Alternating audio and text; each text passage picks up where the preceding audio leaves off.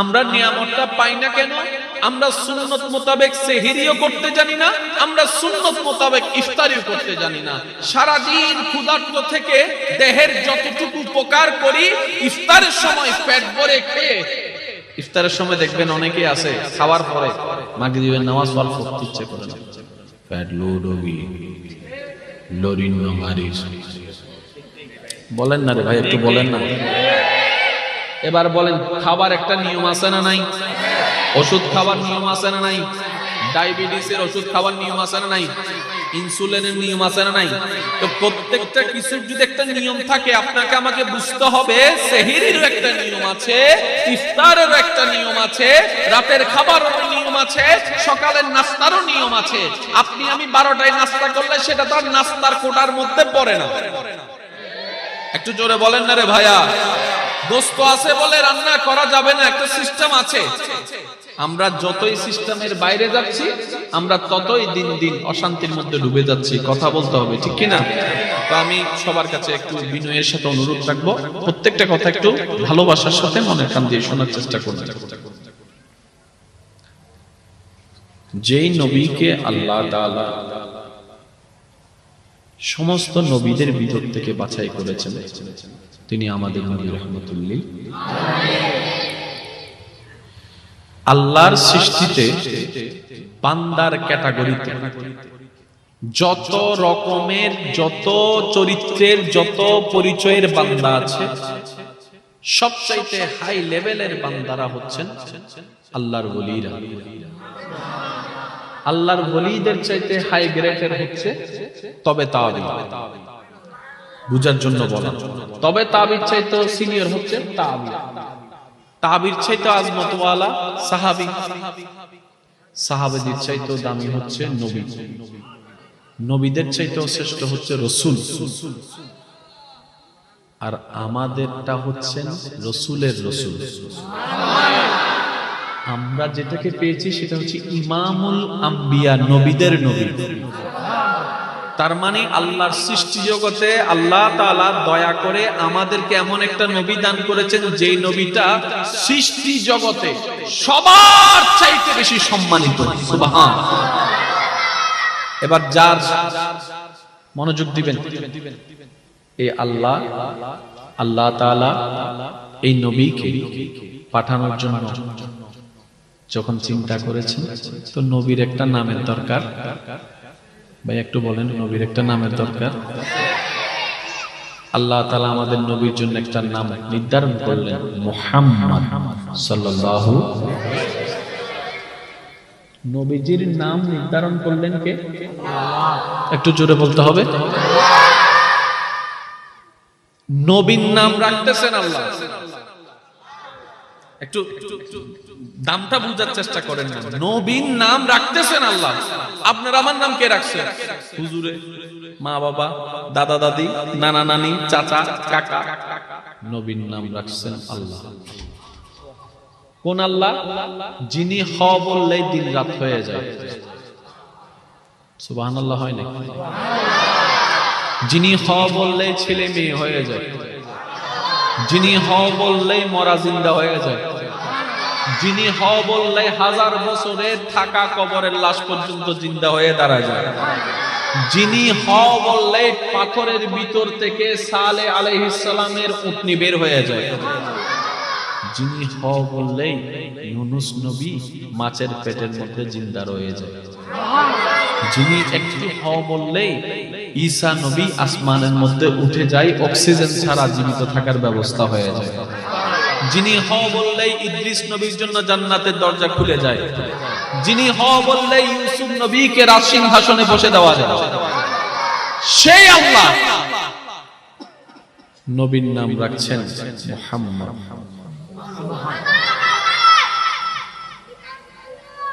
আব্বু আব্বু কথা বলেন। সে আল্লাহ আমাদের নবীর নাম রাখছেন মুহাম্মদ সাল্লাল্লাহু আলাইহি মুহাম্মদ। মুহাম্মদ মানে কি? অধিক প্রশংসিত, যার প্রশংসার কোনো শেষ। এক কথায় বুঝেন, যার প্রশংসা গুণগান শেষ হতে না হতেই আবার শুরু হয়ে যায়, তিনি মুহাম্মদ। আর একটু জোরে বলা লাগবে। যার প্রশংসা, যার গুণগান শেষ হতে না হতেই আবার শুরু হয়ে যায়। একজনে করতে করতে 3 দিন করার পরে উনি নার্ভাস হয়ে গিয়েছেন, টায়ার্ড হয়ে গিয়েছেন, আর পারছে না করতে। উনার মুখ বন্ধ হতে না হতেই আরেকজন প্রশংসা শুরু করলো। উনি 3 দিন করলো, 3 দিন করার পর উনি টায়ার্ড হয়ে গেলেন। উনি একটু মুখ বন্ধ করতে না করতেই আরেকজন প্রশংসা শুরু করে দিল। যার এরকম প্রশংসা করা হয়, ওনার নামই হচ্ছে মুহাম্মদ। নামটা রাখছেন কে? আল্লাহ। একটু জোরে বলতে হবে। তাহলে আল্লাহ নবীজির নাম রাখছেন অতি প্রশংসিত। তাহলে প্রশংসা সবারই চাওয়া, ইজ্জত সবারই চাওয়া। তাহলে প্রশংসা দিচ্ছেন আল্লাহ, ইজ্জত দিচ্ছেন আল্লাহ। তাহলে একজন নবীর জীবনের মধ্যে যা দরকার, একজন সাধারণ মানুষের জীবনে যা দরকার, সবকিছু দেনেওয়ালা আল্লাহ। সেই আল্লাহই নবীর নাম রাখছেন। ও নবী, আপনার বদনাম কেউ করুক আর না করুক, এটা দেখার কোনো বিষয় নাই। আপনার বদনাম করে আপনার কোনো সম্মান কমানো যাবে না, কারণ আমি আল্লাহ আপনার নামটা এমন ভাবে রেখেছি, বদনামকারীও বদনাম করতে গেলে আপনার প্রশংসা করতে হবে। তার মানে যত ধরনের প্রশংসা আপনার জানা আছে, আল্লাহ সব ধরনের প্রশংসা নবীর ভিতরে দান করেছেন। একটু জোরে বলেন। এবার আমি আপনাদেরকে একটু প্রশ্ন করব, আপনারা প্রশংসা হয় কিনা একটু বলবেন। তার চেহারাটা অনেক সুন্দর, দেখি বদনাম না প্রশংসা? তাহলে এই সুন্দর শব্দটা নবীর ভিতরে আছে, একটু জোরে বলতে হবে। তার কণ্ঠটা যে সুন্দর, প্রশংসা নবীর ভিতর আছে। সে যে ভালো, প্রশংসা নবীর ভিতর আছে। তার হাঁটাটা কি সুন্দর, প্রশংসা নবীর ভিতর আছে। একটু জোরে বলেন না। হাই হাই হাই, তার হাসিটা কত যে সুন্দর, একবার যদি দেখতি কত সুন্দর হাসি, এটা প্রশংসা। তার মানে এই গুণ নবীর ভিতরে আছে। নবীর ভিতরে পৃথিবীর বুকে যত প্রশংসনীয় শব্দ আছে, যেই ক্যারেক্টারেরই হোক, যেই ধরনেরই হোক, আল্লাহ তাআলা যখন নাম রেখেছেন মুহাম্মদ, সাথে সাথে সব প্রশংসার গুণ আল্লাহ নবীর ভিতরে দান করে দিয়েছেন। তাই তো আইয়ামে জাহিলিয়ার মতো সমাজে বড় হয়েও নবীকে মিথ্যা স্পর্শ করতে পারেনি, কারণ মিথ্যা কথাটা বদনামের অংশ, সত্য কথাটা সুনামের অংশ। আল্লাহ পাক বলে, আমি আপনার নাম রেখেছি অতি প্রশংসিত, সুতরাং আপনাকে মিথ্যা স্পর্শ করতে আমি দিব না। ও নবী, আপনি যখন যেটাই বলবেন আপনার জবান থেকে সত্যটাই বের হবে।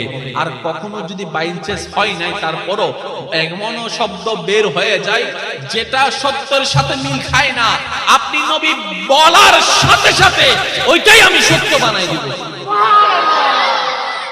যেমন সিদ্দিকে আকবর, ঘটনা পরিক্রমায় কথার সাথে বাস্তবতার মিল দেখছে না বলে আল্লাহ তাআলা মরাকে জিন্দা করে দিয়েছেন। সুবহানাল্লাহ। এবার আসুন, কষ্ট হচ্ছে না তো আপনার? এই নবীর ছাত্র আবু বকর সিদ্দিক, নবীজির যতগুলা ছাত্র আছে, এক একজন ছাত্র এক এক গুণে গুণান্বিত। যেমন আবু বকর নামটা আসলে আপনার আমার মাথায় চলে আসে সিদ্দিকে আকবর, সত্যবাদিতার একটা বিষয় চলে আসে। ওমর রাদিয়াল্লাহু তাআলার নামটা আসলে আদালতের ন্যায় বিচারের একটা শব্দ চলে আসে। একটু জোরে বলতে হবে। হযরত ওসমান রাদিয়াল্লাহু তাআলার নামটা আসলে দানের কথা মাথায় চলে আসে, হায়ার কথা মাথায় চলে আসে। যতজন সাহাবা যত গুণে গুণান্বিত হয়েছে, যে গুণে গুণান্বিত হয়ে বিশ্বের ইতিহাসে শ্রদ্ধার জায়গা দখল করেছেন, প্রত্যেকজন সাহাবা আমাদের নবীর ছাত্র। আবু বকর সাদাকতটা নিলেন কোন জায়গা থেকে? সিদ্দিক আকবর বলে আমার নবীর থেকে নিয়েছি। ওমর রাদিয়াল্লাহু তাআলা বলে ফারুক আজম যে তোমরা আমাকে বলো সেটা আমি নবীর থেকে শিখেছি ন্যায় বিচার করা। সুবহানাল্লাহ। ওসমান গনি জিন্নুরাইন বলে তোমরা যে আমাকে প্রশংসা করো দানের ব্যাপারে, এই দানের চিন্তাটাই তো আমি নবীর থেকে শিখেছি। সুবহানাল্লাহ। প্রত্যেকটা সাহাবা নবীর স্কুলের ছাত্র, প্রত্যেকটা সাহাবার শিক্ষক একজন নবী রাহমাতুল লিল আলামিন। তাই নবী বলছেন হাদিসে বুইসতু মুআল্লিমান, আমার রব আমি নবীকে শিক্ষক করেই পাঠিয়ে দিয়েছেন। বলি সুবহানাল্লাহ। এখানে কোনো বেজাল আওয়াজ শুনছি না, কিন্তু বুঝতে কষ্ট হওয়ার তেমন কিছু। মনে রাখবেন কিয়ামত পর্যন্ত নবীর উম্মতের ভিতরে যত রত্ন আসবে সব রত্নগুলাই নবীর চরিত্রের ছায়ার অংশ, নবীজির চরিত্রের ছায়ার অংশ। আপনি যে একটু ঠান্ডা মাথায় মিলাই দেখলে আপনি মিল খুঁজে পাবেন। একজন এসেছেন ভারত উপমহাদেশে ইসলাম প্রচারের স্বপ্ন নিয়ে। কোন বাহিনী ছিল না তেমন যুদ্ধ করার মতো, বিরোধী দলের যুদ্ধ করার মতো সমস্ত সামগ্রী ছিল, দেশটা ওদের ছিল, রাজত্ব ওদের ছিল, উনি মেহমান হয়ে এসেছেন। একটা সময় যখন চতুর্দিকে কালিমার আওয়াজ ধ্বনিত হলো, জগৎ জিজ্ঞেস করলেন কিভাবে পারলেন, আপনার যুদ্ধের সামগ্রী কোথায়? তিনি উত্তর দেয় যুদ্ধের সামগ্রী বাহ্যিকভাবে যেটা দেখা যায় সেটা আমাদের কাছে নাই, আমরা সেটা দিয়ে জয় হয় নাই, আমরা নবীর চরিত্র দিয়েই দেখিয়েই জয় হয়েছি। সুবহানাল্লাহ। আল্লাহ আমাদের সবাইকে এই নিয়ামতগুলো অর্জন করার তৌফিক দান করুন। আমিন। মনে রাখবেন ভাইয়েরা, জান্নাত পাওয়ার সবচেয়ে বড় চান্সেস আল্লাহ আমাদেরকে দান করেছেন। উলামায়ে কেরামের দোয়া নিয়ে বলতে চাই, জান্নাত যাওয়ার জন্য যে কোয়ালিটিগুলো দরকার, যে নিয়ামতের দরকার দিবেন আল্লাহ। আল্লাহর বান্দাদের লিস্টিতে আল্লাহ সবচেয়ে বেশি দয়াবান আমাদের উপরে, আমাদের উপরে যারা আমরা নবী রাহমাতুল লিল আলামিনের উম্মত, আমাদের উপর আল্লাহ সবচেয়ে বেশি দয়াবান। একটা সওয়াব করলে 10টা সওয়াব লিখে দিচ্ছেন, আল্লাহ চাইলে আবার 70টা সওয়াব লিখে দিচ্ছে। আবার একটা সওয়াব সিলেক্ট করলে 7000 সওয়াব লিখে দিচ্ছে। রমজানের 30টা 29টা রোজা রাখার পরে শাওয়ালের 6টা রোজা রাখলে 1 বছরের রোজার সওয়াব লিখে দিচ্ছে। লাইলাতুল কদরে 1 রাত দাঁড়ায় নামাজ পড়লে 1000 মাসের ইবাদতের সওয়াব লিখে দিচ্ছেন। সামর্থ্য নাই হজে যাওয়ার জন্য, মা বাবার চেহারার দিকে তাকাইলে আল্লাহ হজের সওয়াব লিখে দিচ্ছেন। আল্লাহ জান্নাতে যাওয়ার জন্য যত পসিবিলিটি দরকার আল্লাহ আমাদেরকে বেশি দান করেছেন। এরপরেও যদি আমরা জান্নাতের নিয়ামত হারিয়ে ফেলি, আমাদের মতো দুর্ভাগা আর কি হবে? আর কি হবে? গুনাহ করছি 4-5 বছর 10 বছর আগে, কি করছি নিজেরও মনে নাই, আপনারও মনে নাই, কিন্তু খাতায় আছে। মরার 3 দিন আগেও যদি তওবা করেন আল্লাহ সেটাও মুছে দিবেন। শুধু যে মুছে দিবেন তা না, আল্লাহ যদি খুশি হয়ে যায় ইউবাদদিরুল্লাহ, যত গুনাহ তওবার মাধ্যমে মাফ হয়েছে এর চাইতে বেশি সওয়াব আল্লাহ আপনার আমলনামায় দান করে দিবেন। শুধু বলার এতটুকু, আল্লাহ তাআলা বলে বান্দা তোকে আমি আল্লাহর চাইতে বেশি কেউ ভালোবাসে না। সুবহানাল্লাহ বলবেন না? তোর যত্নকারীরা ততক্ষণ যত্ন নেই যতক্ষণ সে সজাগ থাকে। নিদ্রা ছুঁয়ে গেলে সে আর যত্ন নিতে পারে না, ঘুম চলে আসলে সে আর যত্ন নেওয়ার ক্যাপাসিটি থাকে না। কিন্তু আমি আল্লাহ তোদেরকে যত্ন নেওয়ার জন্য লা নওম, আমি ঘুমাইও না, আমার কোনো তন্দ্রাও নাই। বলেন না সুবহানাল্লাহ। তোরা যে ডাকবি পৃথিবী থেকে, সেটা শোনার জন্য আমি আল্লাহ সামি হয়েছি। তোদের অবস্থা দেখার জন্য আমি আল্লাহ বসির হয়েছি। তোদেরকে দেওয়ার জন্য আমি আল্লাহ রাজ্জাক হয়েছি, তোদের গুনাহ মাফ করার জন্য আমি গফফার হয়েছি, তোদেরকে সীমাহীন দয়া করার জন্য দুনিয়াতে আমি রহমান হয়েছি। হাসরের ময়দানেও যদি তোরা আটকাই যাস, সেখানেও বাঁচানোর জন্য আমি আল্লাহ রহিম হয়েছি। বান্দা, আমি আল্লাহর চাইতে তোদেরকে আর কেউ ভালোবাসবে না বেশি। আমার নবী রাহমাতুল লিল আলামিনের চাইতে তোদেরকে কেউ ভালোবাসবে না বেশি। তো সফল কারা হয়? যারা আসল জায়গায় ভালোবাসার দিনের সম্পর্ককে জুড়ে রেখে দুনিয়াতে যেভাবে চলার সেভাবে চলে, কবরে যাওয়ার জন্য প্রস্তুতি নেই, আল্লাহর দিদারের স্বপ্ন দেখে, তারাই সফলতা অর্জন করতে পারে। বলেন সুবহানাল্লাহ। আল্লাহ আমাদের সবাইকে একটু বুঝার তৌফিক দান করুক, আমিন।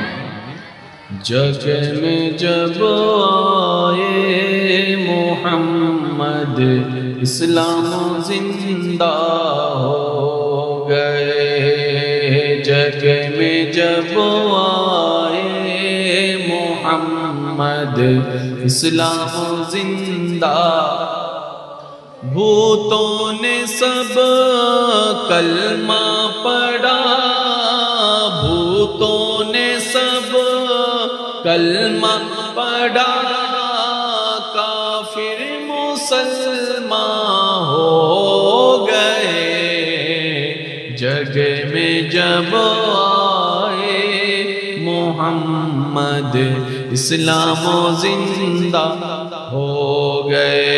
अल्लाहुम्मा सल्ले अला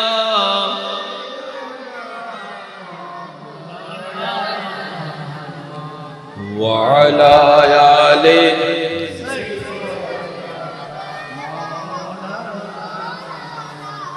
এবার আওয়াজ দিয়ে বলুন, সেই নবীর কোনো তুলনা।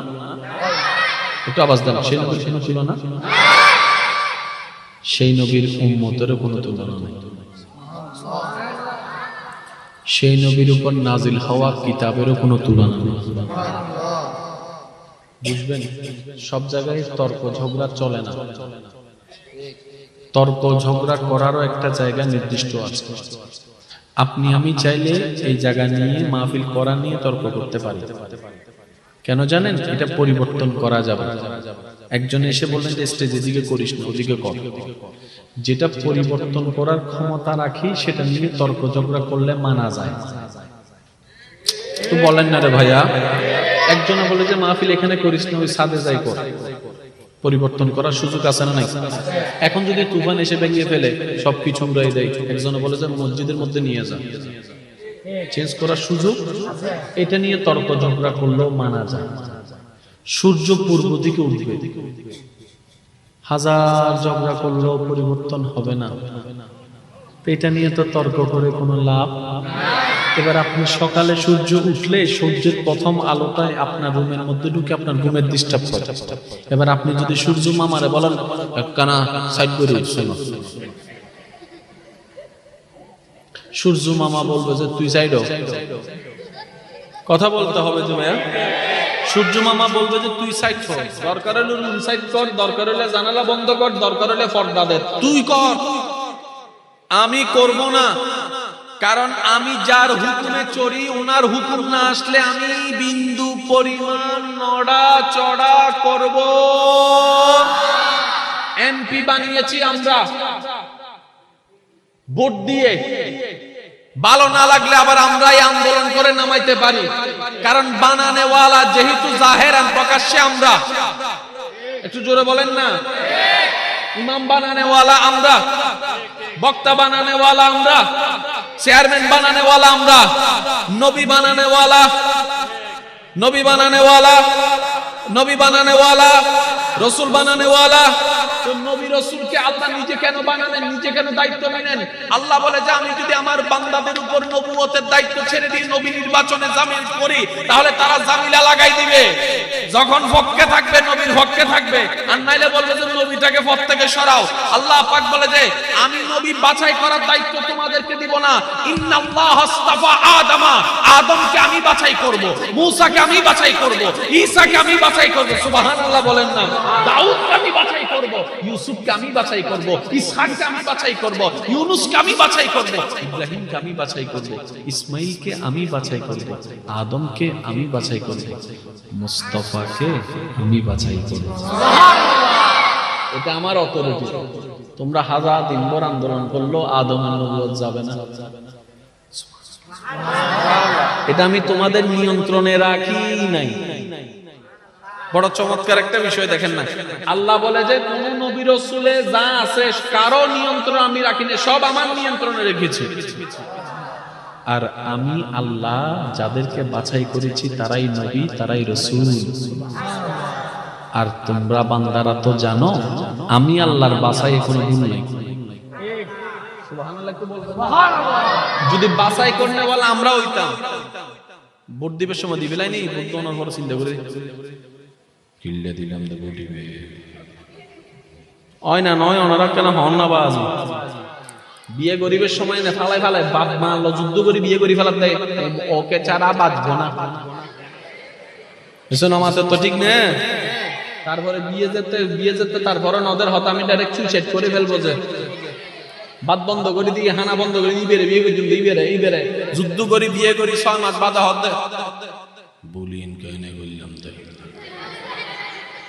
হয় কি হয় না আপনারা বলেন, একটু জোরে বলেন হয় কি হয় না। আল্লাহ তাআলা বলে তোমাদের সিদ্ধান্তের মধ্যে রাইট হতে পারে, রং হতে পারে, আমি আল্লাহ আলিমুল গায়ব, আমার সিদ্ধান্তে কোনো ভুল নাই। আমি যেহেতু আদমকে নবী হওয়ার জন্য বাছাই করেছি, সুতরাং নবীর জন্য নবী হিসেবে আদম পারফেক্ট, নবী হিসেবে মুসা ঈসা পারফেক্ট, নবী হিসেবে সবাই পারফেক্ট, কারণ বাছাই করেছি আমি রব্বুল আলামিন। বান্দার উচিত কি নবী রাসূলের ব্যাপারে যেন সাবধান থাকে। একটু বুঝবেন নবী রাসূলের ব্যাপারে কথা বলতে যেন 1000 বার সাবধান থাকে, কারণ তিনি নবী হন নাই, আল্লাহ নবী বানিয়েছেন। এবার বলেন এক এক নবী এক এক সময় আসছে কি আসে নাই? কোন নবী কোন সময়ে আসছেন, কোন নবী কোন জায়গায় আসছেন, যে সময়ে আশাটা আল্লাহ চেয়েছেন সে সময়ে এসেছেন, কোন জায়গায় এসেছেন, যে জায়গায় আশাটা আল্লাহ চেয়েছেন সে জায়গায় এসেছেন। সুবহানাল্লাহ, একটু জোরে বলা যায় না?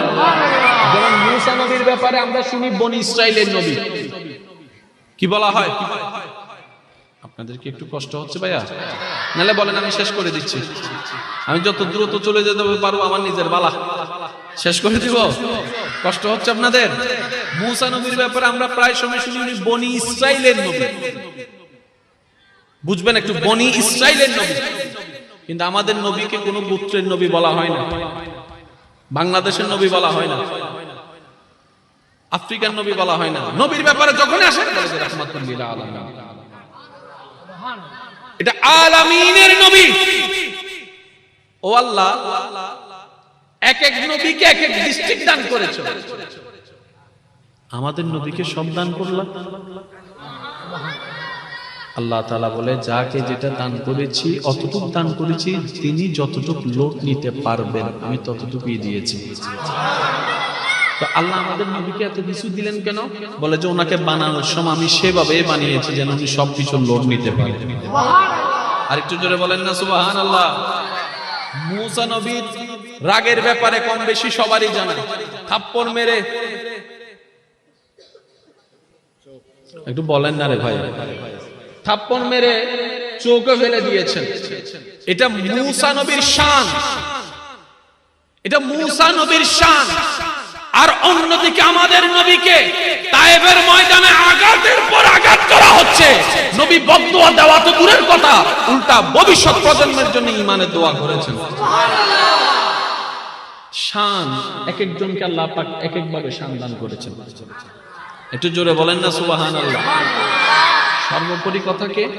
সর্বোপরি কথা হচ্ছে ওনারা নবী হন নাই, আল্লাহ নবী বানিয়েছেন। তা আল্লাহ যেহেতু নিজ দায়িত্বে বানিয়েছেন, সেখানে আঙ্গুল দেওয়ারও অধিকার আমাদের নাই, ব্রেন দেওয়ারও অধিকার নাই, মগজ খাটানোরও অধিকার নাই। আল্লাহ যেটাই করেছেন ভালোই করেছেন, এটাই মুসলমানদের ঈমান। চিৎকার দিয়ে বলেন না সুবহানাল্লাহ। আর একটু জোরে বলেন না সুবহানাল্লাহ। যেহেতু আমার ভাইজান মেরাজুন নবীর উপরে আলোচনা করেছেন, আমি সেদিকে যাব না, একটু পাশ কাটিয়ে যাব। যেগুলো আলোচনা করেছেন শুনেছেন, আল্লাহ পাক আমাদের সবাইকে একটু আমল করার তৌফিক দান করুন। তো নামটা আল্লাহ কি রেখেছেন? মুহাম্মদ। এই মুহাম্মদ নামটা লিখতে 4টি হরফ, মিম হা মিম দাল। নবীজির নাম আরেকটা আছে আহমদ, এটা লিখতে 4 হরফ, আলিফ হা মিম দাল। তো মজার বিষয় হচ্ছে দোনোটা নামের মাদ্দা হচ্ছে হা মিম দাল। আর একটু জোরে বলতে হবে, দোনোটা নামের মাদ্দা হচ্ছে কি? হা মিম দাল। হাম, প্রশংসা। এবার সবচেয়ে চমৎকার বিষয়টা শুনেন, নবীর বদনামকারী আছে না নাই? কিছু কিছু আছে না, নবীর আমলও ছিল না। তো মিস্টার আবু জাহেল যখন নবীর বদনাম করতেন, মানুষে শুনে হাসতো। কি বলে? মুহাম্মদ তো পাগল হয়ে গেছে। কথাটা দেখেন, মুহাম্মদ তো পাগল হয়ে গেছে। পাগলটা কি সুনাম না বদনাম? একটু জোরে বলেন না। পাগল হয়ে গেছে শব্দটা কি সুনাম না বদনাম? আর মুহাম্মদ শব্দটা সুনাম। একজনে বলে যে তুই বদনাম করে সুনাম কয়ে গে, সুবহানাল্লাহ বলবেন না? পাগলটা তো বদনাম, এদিকে বলতেছস বদনাম, পাগল হয়ে গেছে এটা বদনাম, আবার এদিকে বলতেছস মুহাম্মদ, ওনার মতো প্রশংসা আর নাই কারো। আল্লাহ তাআলা এমন ভাবে শান ও আজমতকে বাড়িয়েছেন আমাদের নবীর, বদনামকারীও হাজার চেষ্টা করলে নাম ধরে বদনাম করতে পারবে না। তিনি আমাদের নবী রাহমাতুল লিল আলামিন। চিৎকার দিয়ে বলেন সুবহানাল্লাহ। रहमत वाला आया नबी है, रहमत वाला धूम मची है, धूम मची है, रहमत वाला आया नबी है, धूम मची है, धूम मची है, रहमत वाला या नबी है, धूम मची है। उच्च आवाज़ से बोलें सुभान अल्लाह।